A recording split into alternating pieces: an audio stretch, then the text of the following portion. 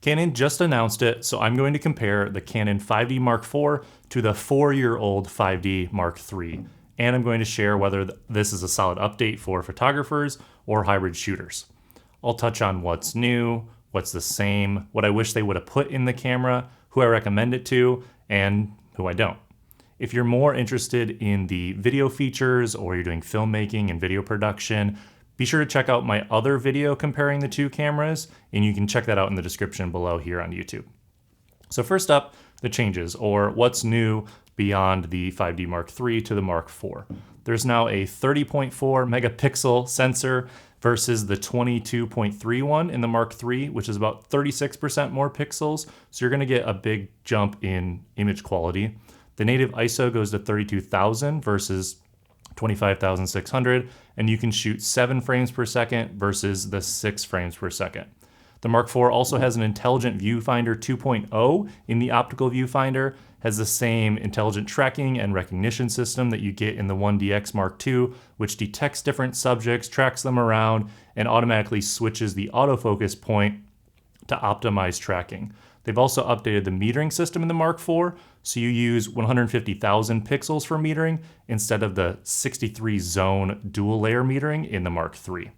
You can now focus with all 61 autofocus points at f8 versus the Mark III, where you could only do it with one when you were using the 1.4x and the 2x zoom extenders on your zoom lenses, like telephoto stuff for wildlife photography.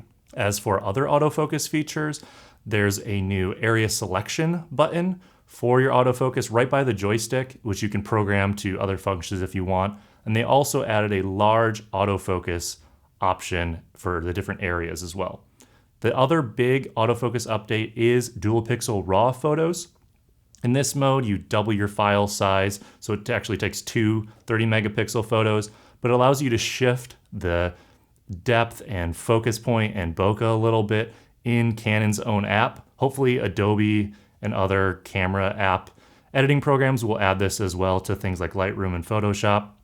There's also a digital lens optimizer, which only works when you're shooting straight to JPEG, but it helps with chromatic aberration, diffraction, things like that, things that happen in your lenses that you don't really want, but you're not really getting that if you're shooting RAW.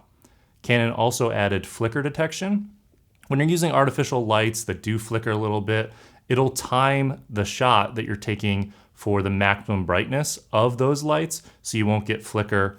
And then another change is the auto ISO mode can have set up different max and mins for aperture, shutter speed, and ISO. Moving on to the LCD screen, you're getting 55% more pixels on there, and it's a touch screen, which allows you to change settings and focus. In live view mode, you can touch the screen to focus or even fire the shutter. If you've tried to use live view to focus on the Mark III, you'll know it's really slow, so this is a big improvement for taking photos in this mode. You can even do continuous IA servo focusing in live view mode with it tracking objects and faces as they move.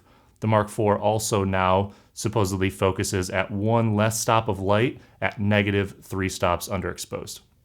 Some other features and changes to the Mark IV are the upgrade to USB 3.0, so you'll get faster file transfers when you're doing tethered shooting or offloading files, and you can get an 8.8 megapixel JPEG frame grab from a 4K video file while you're shooting.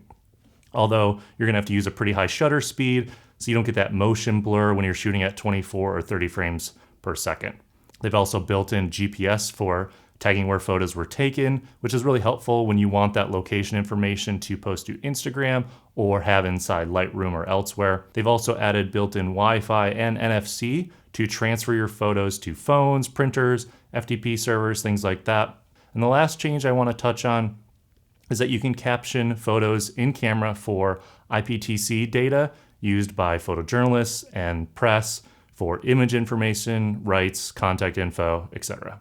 Now let's touch on what is pretty much the same as the Mark III before I go into what I wish this camera would have been and who I recommend this camera to. So what's the same between the Mark III and the Mark IV? Well, Canon is sticking to the same compact flash and SD card slots that you get on the Mark III, even though there are faster versions of those cards, and it is UDMA 7 and UHS1 compatible for those cards.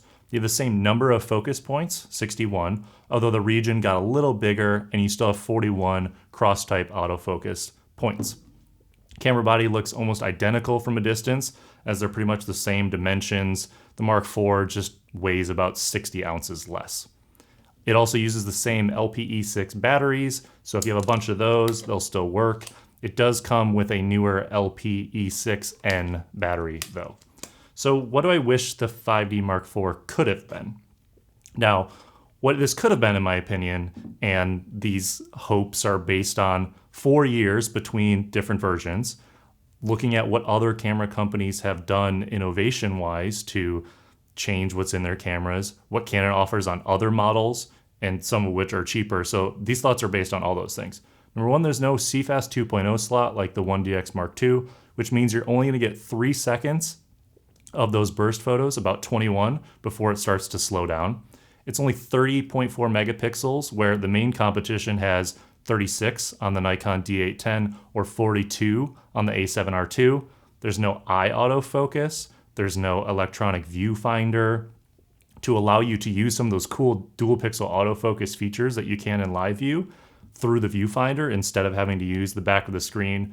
And then the back of the screen doesn't tilt, which limits the ability to, get shots from above or from below and to use that touch screen really well. You also don't have in-body image stabilization, so you're gonna have to rely on your lenses for that.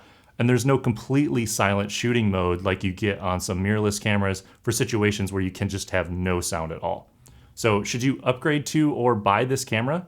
I think if you're shooting photos currently on the 5D Mark III and are committed to sticking with Canon, I'd say the Mark IV as your main camera is a worthy upgrade if you can afford it.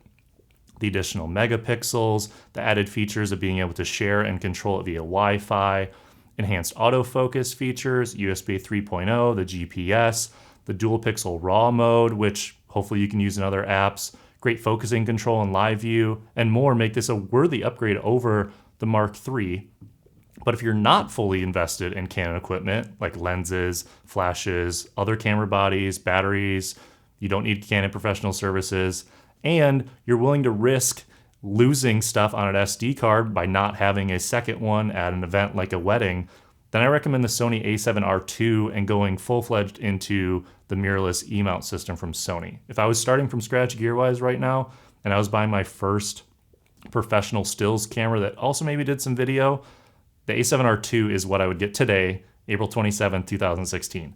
I hope you enjoyed this detailed comparison of the 5D Mark IV and the 5D Mark III. I hope to get it in my hands and try it a little bit. And if you like the format of this video where I compare cameras and give my opinion a little bit, like the video below, subscribe to us here on YouTube, and I will see you in another video. Cheers.